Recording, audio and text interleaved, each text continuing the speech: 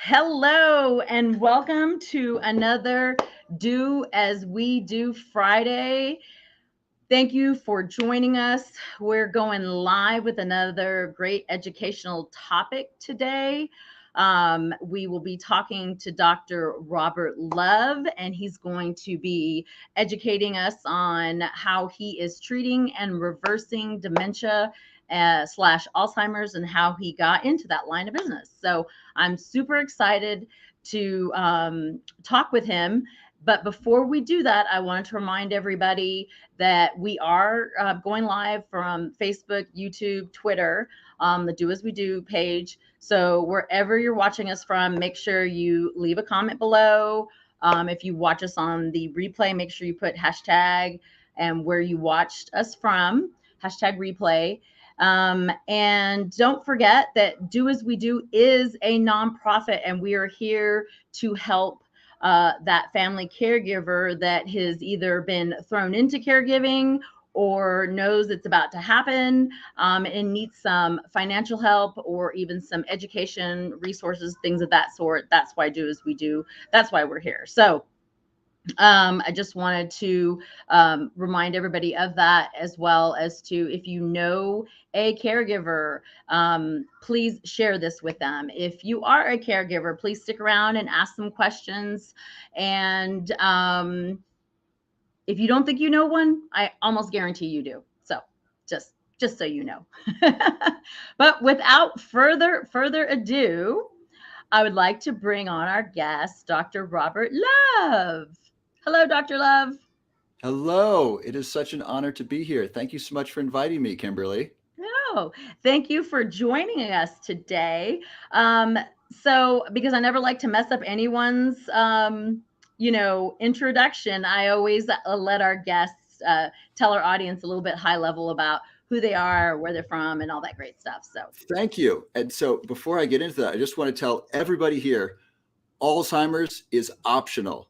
If you can pay attention to this program, you don't need to get Alzheimer's. You can make decisions in your life that will allow you to reduce your risk, prevent it. And if you know someone who has early stage Alzheimer's, there's many things that they can do to stop it and potentially reverse memory loss in early stage Alzheimer's. So I want this to be a message of hope. There are solutions to Alzheimer's that you can implement right now to reduce your risk and help people who you are a caregiver for. You can help stop the progress, slow down the progress.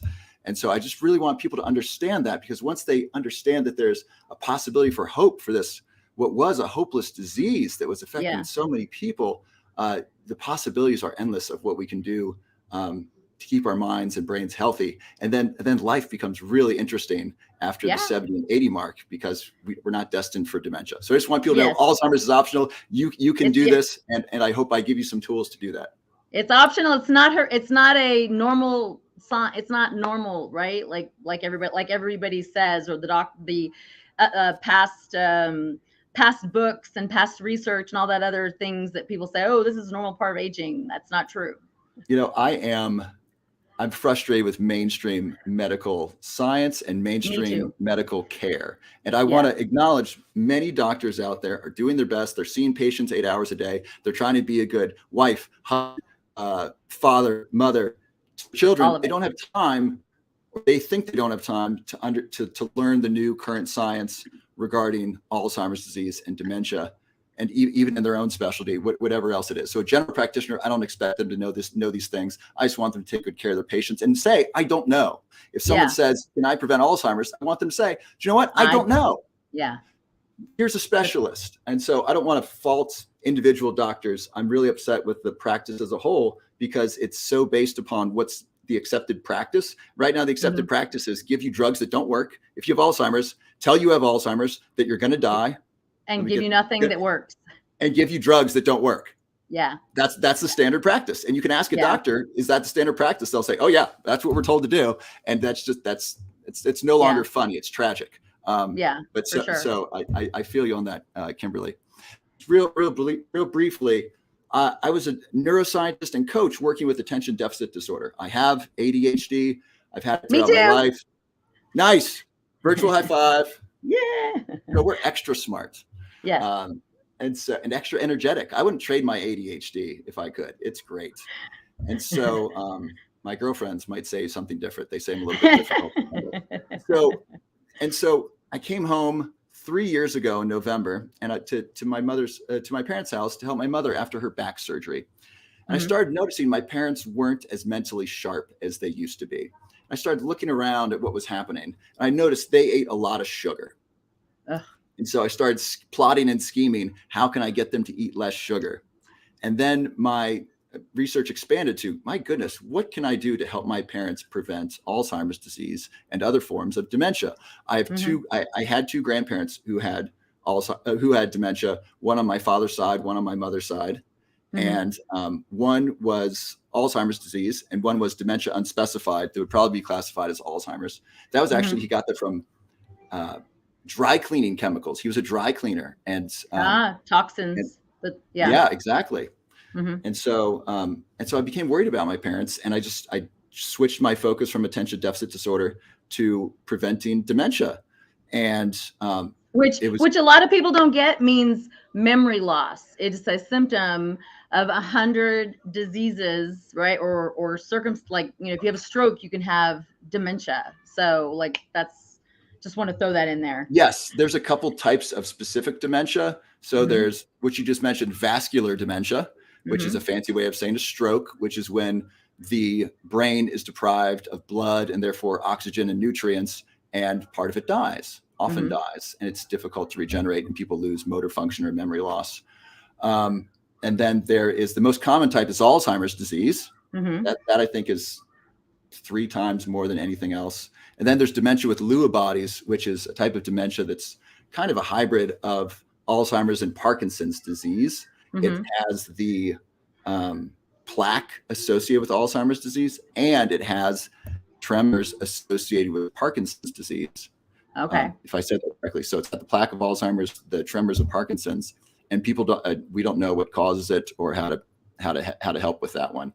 Those are just 3 specific types of dementia, and then just there could be undiagnosed dementia or non-specific dementia. Yeah.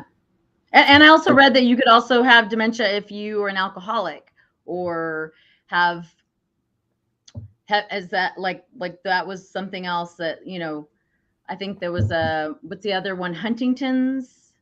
Oh, so these are neurodegenerative diseases, I think you're referring to. Okay. Neurodegenerative diseases is a fancy term for the degeneration of your neurons. Neurons are throughout your body and in your brain and spinal cord. And so think of the communication in your body and brain breaking down. That would be a neurodegenerative disease. So Parkinson's is a neurodegenerative disease that affects motor movement. So people have tremors. Alzheimer's disease affects many things, but we'll just say memory, for example. Okay. And so literally, if you look at a brain of someone who has Alzheimer's disease, their hippocampus, which is the memory center of their brain, has it's decreased in size. The neurons are dying. And so one thing that I want people to think about is, how can I protect my brain so my neurons don't die? And how can I grow new neurons? There's great research to show, and I want to cite the work of Dr. Emily Gould at Princeton. She's found that there is what's called neurogeneration or neurogenesis, the growth of new neurons in adults, in adult mammals, in adult humans from age 8 to 80 and beyond. And so, tell me the name of the doctor again. Dr. Emily Gould. Emily Gould. Princeton. Okay. Google it, people. A paper in Nature and a paper in Science. Those are 2 of the top journals. And she talks about neurogenesis in the hippocampus, which is the memory center of the brain, in a variety of mammals, including humans. This is huge. Yeah. And so when I was in high school, we learned you can't grow new brain cells. You've heard that. No, yeah, that's how they got us to stop. That's the whole campaign of don't do drugs. Yeah, back don't in the drink, 80s. don't smoke. Yeah, in the 80s. Yeah, well, turns out that's total bullshit. Good to know. That ain't true. What is true is that we can grow new brain cells in our hippocampus, which is our memory center of our brain, which is where we want the new ones, right? We want new memories at any age if the conditions are right. And the conditions are, do we have the right nutrition to maintain our current brain? And do we have the nutrients to grow new connections to support those? And is there a stimulation to do that, right? So if I sit in a dark room and am well fed, but nothing's new happening, I might not and you're not socializing. So I'm not socializing. I'm yeah. not doing anything to learn. I might not be making new brain cells or new neural connections. Got it. But if I travel, everything's new. If I'm exposed to all these new things, my brain is like, oh my gosh, is this important? Some of this has got to be important. Let's make some new neural connections primarily and a few new brain cells, and let's make room for this new stuff. So travel is just it's one of the best stimulations for your brain because it's so new and your brain likes novelty and wants to remember it. So if you do those things, you can grow new brain cells, and that is at the core of it. That's one of the great things to do to prevent Alzheimer's disease. Grow new brain cells and also protect the brain that you have. I'm sorry, it looks like I'm giving your viewers the finger as I'm doing my so if you protect the brain that you have, that's massively helpful. Yes. So avoiding heavy metals, neurotoxins, things like hitting your head, avoiding hitting traumatic your head. Brain injury is a really big deal. Exactly. Yeah. Protect your brain. By the way, I have there are some supplements people can take that are shown to regenerate the brain after traumatic brain injury. So let's make sure we get back to that. I want to share those with people. They're really cool. And then grow new brain cells. So protect what you have, limit damage from traumatic brain injury, heavy metals, inflammation.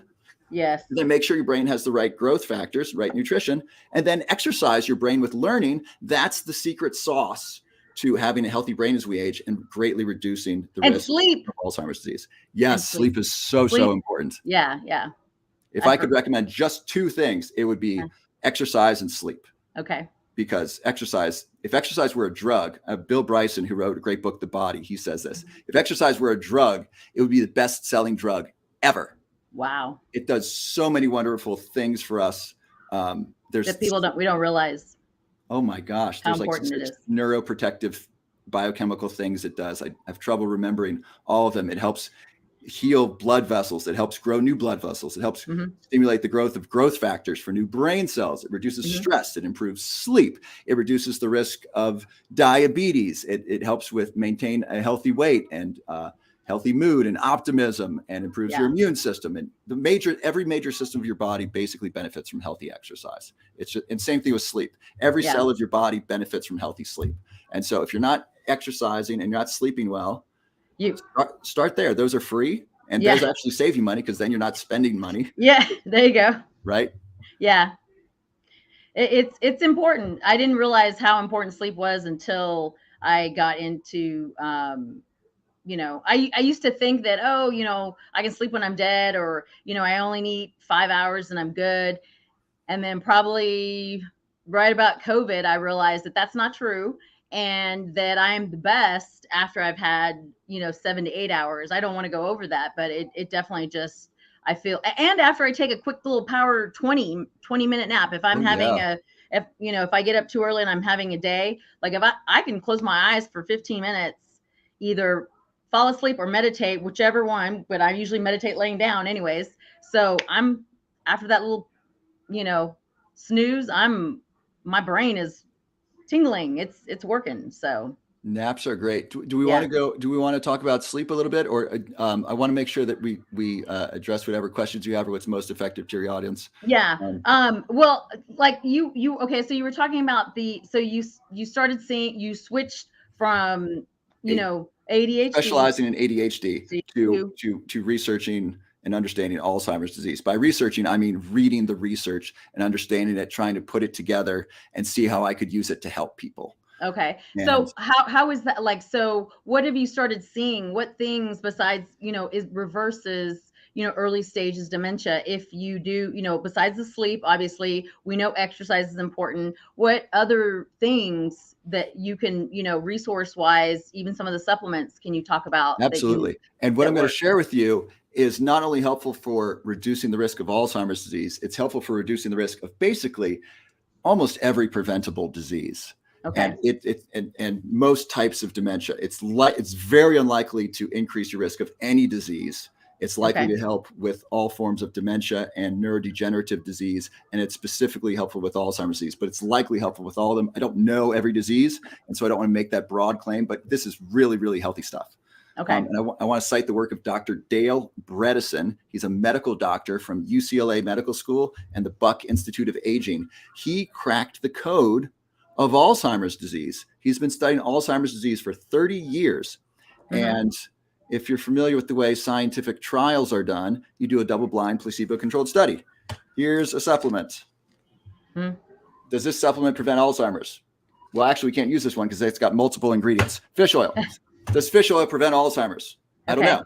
Let's give half people fish oil and half of them olive oil, and see, and then half of them just water, and then or a third of them water, and then see if these people are less likely to get dementia or Alzheimer's disease. That would be, a double-blind placebo-controlled study. I butchered it a bit, but you get the idea. Yeah. Well, what if you need more than fish oil?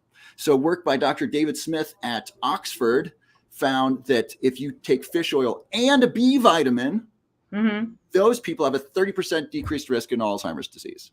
So there's a bunch of research. Do B vitamins prevent dementia or Alzheimer's? Some yes, some no. Who's right? Well, they're both right in their study. Does fish oil help prevent dementia? Some yes, some no. Fish oil plus B vitamin, yes.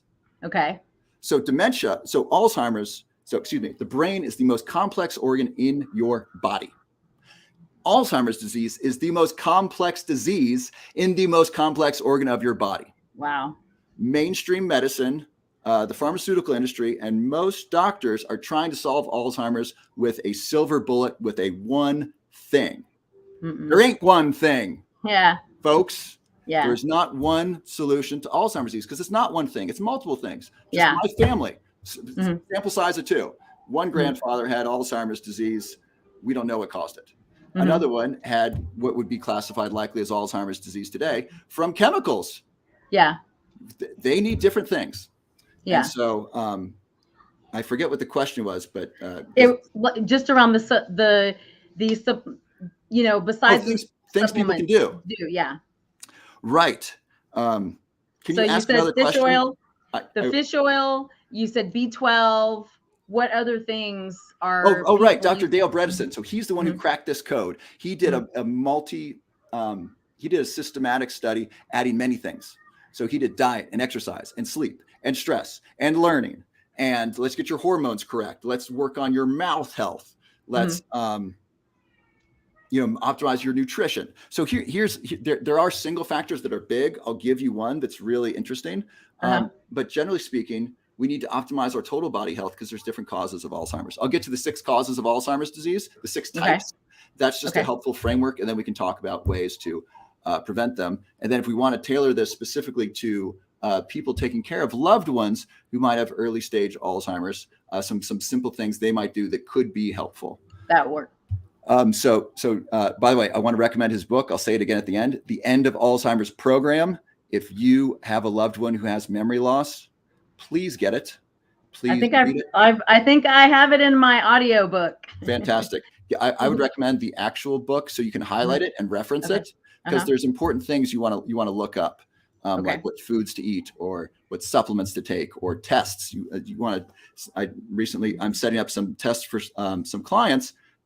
Who want to optimize their hormones because we think hormones might be, contributing to their memory loss. Yeah.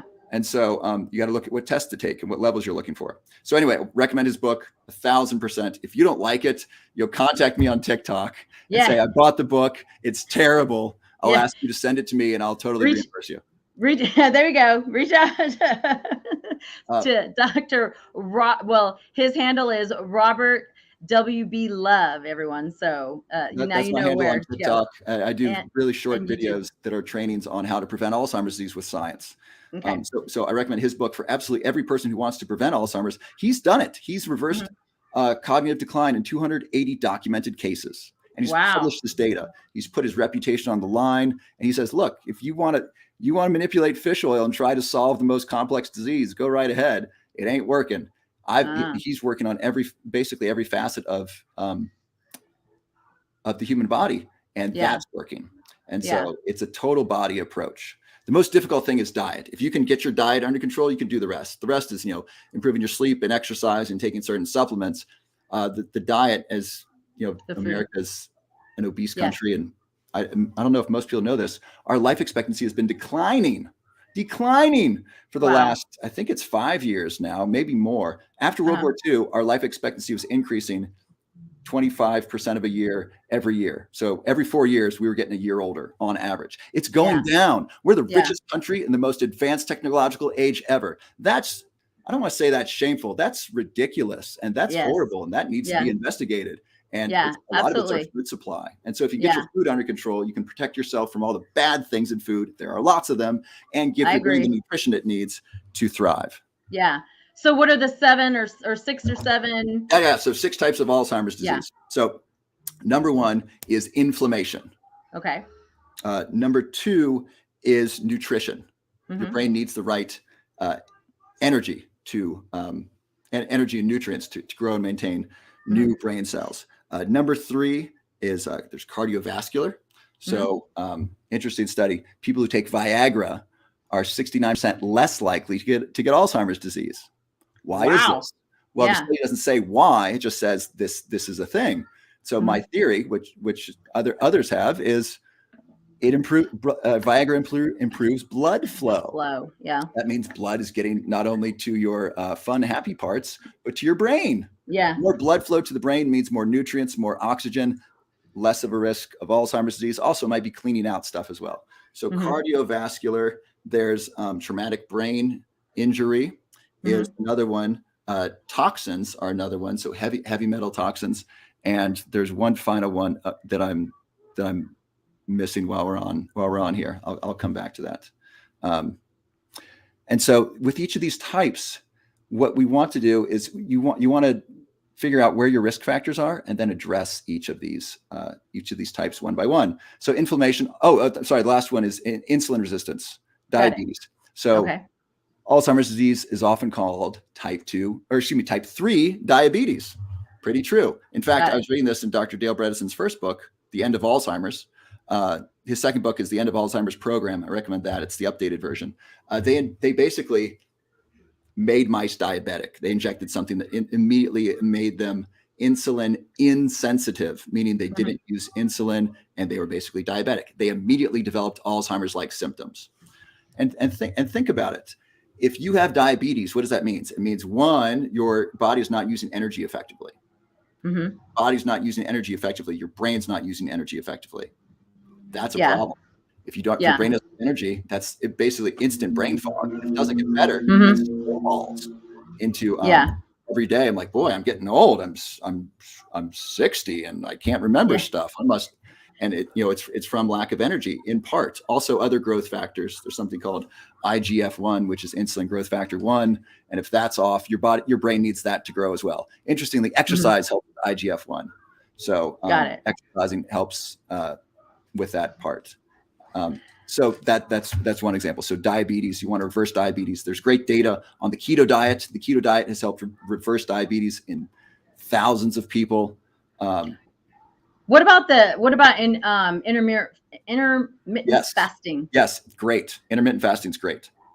That's good? That's good for preventing dementia. Good for so many things. It's good for brain clarity. It's good for metabolism. It's good for something called autophagy, which is your body's recycling center. Your body will go through and get rid of old cells.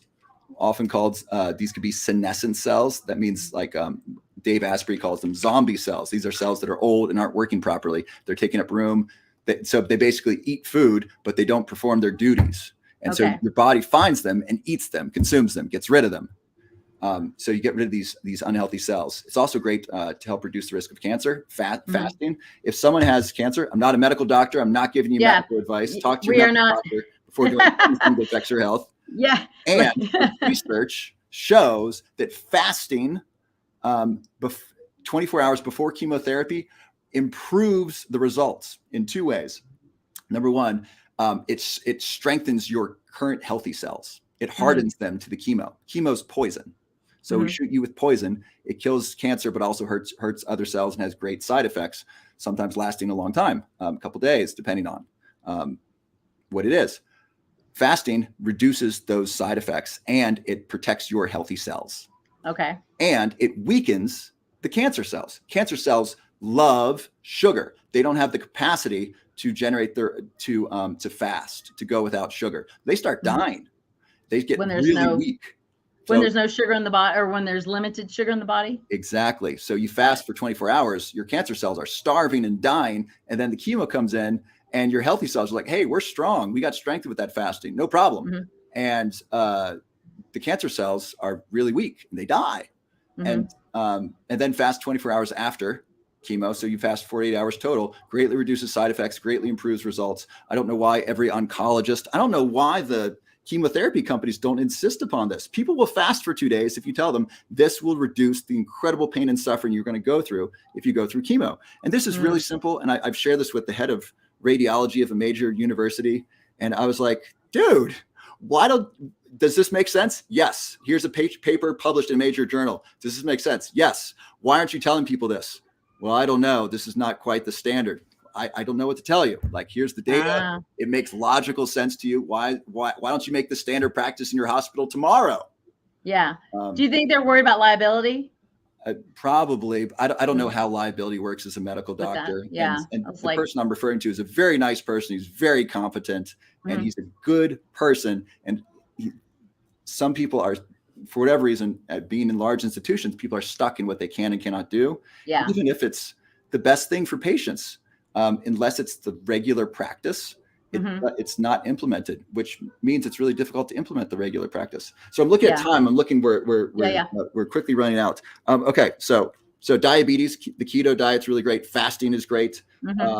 If you're serious about it, find a coach who specializes in the keto diet and helping reverse diabetes, and work with a functional medicine doctor to reverse diabetes. It's totally possible. Diabetes is not destiny, so you can get out of that. Heavy metals, do a heavy metal detox, eat organic foods to reduce your heavy metal exposure, get tested for heavy metals. If you still test high, go to a functional medicine doctor who specializes in heavy metal detox, do that correctly. If you have mercury fillings or amalgams, get those removed by a biologic dentist who specializes, I'm going to say this a couple times, who specializes in removing those things. Biological? Yeah, a biologic dentist. Biologic dentist. Okay. They're a little bit more trained and specialized than standard dentists. Got it. They also charge more. And get those removed by one who specializes in that. Only get 2 removed at a time over a period of months. You don't want to expose yourself too much. Yeah. So that's heavy metals. There's a great heavy metal detox smoothie from the Medical Medium. You can simply search Medical Medium heavy metal detox. You'll get the recipe there. Avoid large fatty fish like tuna and swordfish and shark. I don't know who eats shark, but don't eat those. There's a lot of mercury in them. Instead, eat smash fish, SMASH. So wild caught salmon, mackerel, anchovies, sardines, and herring. Eat those. They have wild cod. Make sure they're wild though, folks. Yes, wild caught salmon. The rest of them don't need to be. The rest of them, I think, are standard wild caught. Salmon's one of the few fish that we farm raise. Those fish are small fatty fish that have limited amounts of mercury, and they're sustainable. They're great. I eat sardines essentially every day. I think it's a great thing to do. By the way, that you get both. So we mentioned earlier, fish oil plus B vitamins reduces the risk of Alzheimer's by 30%. Dr. David Smith, who he's got a great YouTube video on that. He also shared that eating fish is better than fish oil alone, because fish have other minerals like B vitamins, like selenium. So you can eat, a serving of sardines a day and get great benefit. Wow. So that's a lot. It's a lot. And then, so for cardiovascular, get your body healthy, lose weight, exercise, get good sleep, consider Viagra. Another thing to consider is metformin. It's a type 2 diabetes drug. I take it. I don't have type 2 diabetes. The research is so strong on this that those who have type 2 diabetes and take metformin, they live longer than those who do not have type 2 diabetes. So you got healthy adult, type 2 diabetes person. The type 2 diabetes person who takes this medication lives longer than the person without the disease. That's interesting. And so metformin does a variety of things to promote longevity, anti-aging. And those people also are less likely to get Alzheimer's disease who take metformin. Check with your medical doctor. It's a prescription drug. Check with your medical doctor. This is not advice. Medical advice. So I take that, and I learned that from Dr. David Sinclair, who's a Harvard geneticist. He talks about taking metformin. So those are some things that you can do. Traumatic brain injury. This is really cool. Cinnamon, high doses of cinnamon in mice helps I've heard that rats study. and mice recover after traumatic brain injury. Mhm. Also, something called oxiracetam, OXIRACETAM, oxiracetam is shown to help recovery after traumatic brain injury in humans. Okay.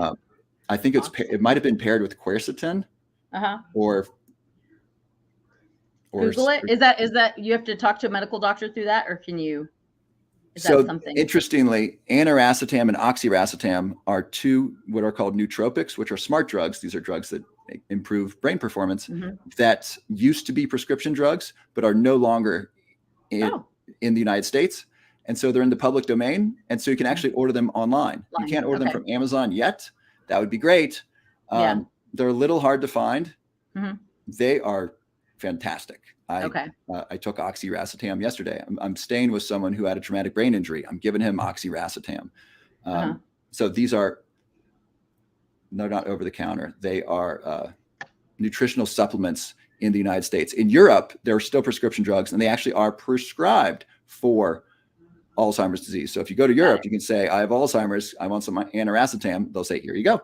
Aniracetam. So these are two drugs. Oxiracetam, think of that for the traumatic brain injury. Aniracetam has shown to reverse Alzheimer's disease memory loss in double-blind placebo-controlled studies. This is a European study.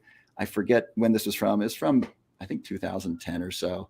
And they had half took aniracetam, half took a placebo. These were early stage Alzheimer's disease. And so both of their memories are declining. So the placebo group, their memory continued to decline over 6 months. The group who took aniracetam, ANIRACETAM, they leveled off, and then their memory improved. So it stopped the memory loss and then reversed the memory loss. So this is a really powerful nootropic. I'll be doing my research.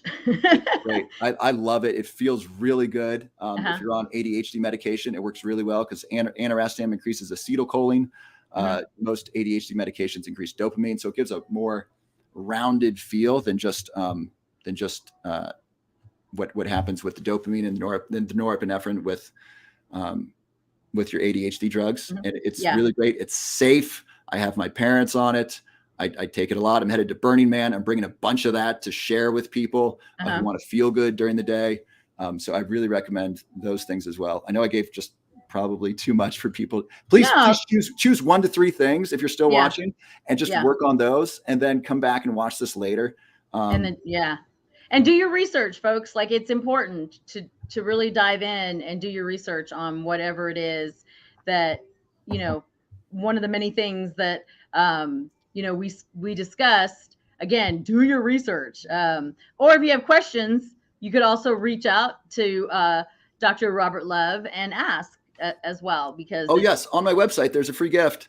If you go to bettermemorysystem.com, you'll see a picture of me, and you can put in your information. You can subscribe to my newsletter for free, and so I send out stuff about how to protect your brain from Alzheimer's disease. And then you get to watch a free masterclass on the 6 types of Alzheimer's and how to prevent them. So it goes over in more depth. It's a 45-minute video in depth, what we talked about here. So the 6 types and how to prevent each type, and then how you can reduce your risk of Alzheimer's disease. So that's a free masterclass available on my website. TikTok, I post pretty regularly, sometimes multiple times a day. And I'm just sharing the best information about preventing Alzheimer's. I'm talking about as fast as I am now. So I'm kind of trying to get you as much as possible. And my YouTube station, I'll be starting a podcast once I get 1,000 subscribers. So please go to that and subscribe and check that out. And then I'll be doing some interviews with some other neuroscientists and longevity experts and people who are really wanting to optimize their health and the health of other people, so that you can have that information, so that you can make healthy decisions for yourself and your family. Awesome. Well, we appreciate you sharing your wisdom on all this, because for me, I believe that, or I should say this, I wish I could have go back and when my mom was diagnosed and did a whole bunch of things differently. If I'd known about all this, Dr. Amen, Dr. Dale Brinson, right? Bredesen. Yeah, Bredesen, his name's a tongue twister. Bredesen, and everything else that I have learned in the past 12 years around this, and I would do it. But I can't do anything about that. Now, all I can do is make sure that I stay healthy so I can care for her. And so I definitely like to share whatever I learned and direct people in that where they can go and find out more, do their own research, connect with people like you that can help them depending on what they're trying to solve. So I appreciate all the information that you've shared with us, because it's super important, and we believe that sharing is caring, and giving out that information and connecting others that want to learn, because it isn't dementia is not, also Alzheimer's and dementia is not a part of aging. It happens to us when we don't take care of our brain. So we definitely need to remember that, folks. Do As We Do is here every Friday. So yay. You're welcome to come back, Dr. Love, in the future, if you have something else that you're working on, we want to hear about it. I'll be working on this for the next 10 years or so, and then I'll probably transition into longevity. And my hope is in 10 years from now, Alzheimer's is just not a thing. Or there's clinics where you go to get your heavy metal detox, and a coach to work on the keto diet with you, and just you go into the Alzheimer's clinic, you get all their stuff straightened out, and you don't get it, and it's just not a thing anymore. And then I'll transition into more longevity stuff. But I'll be here working on Alzheimer's and helping people one-on-one and in groups prevent Alzheimer's for the next 10 years. So yeah, I'll be here. Well, we appreciate you. We appreciate the work that you do. And we appreciate you coming on Do As We Do. So thank you again. Thank you, everyone, for joining us. You watch us on the replay. Make sure you let us know, put in hashtag where you watched us from. And until next Friday, remember, sharing is caring, and do as we do. Talk to your family members, not about if you die, but what about if you live? What is your plan? Take care.